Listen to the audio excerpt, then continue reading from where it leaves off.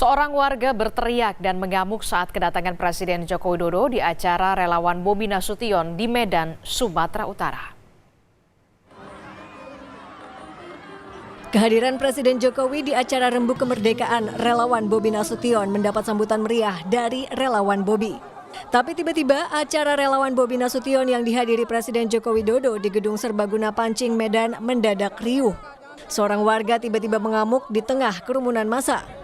Selain berteriak, warga tersebut juga mencoba melempar botol dan sendal ke arah Presiden Joko Widodo.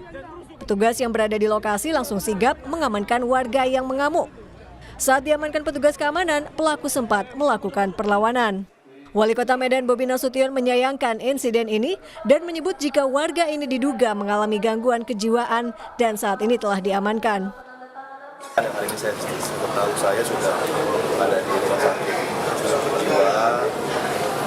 Kita coba dalami kenapa bisa sampai masuk ke dalam. Memang yang hadirkan adalah relawan. Sedang ditelusuri.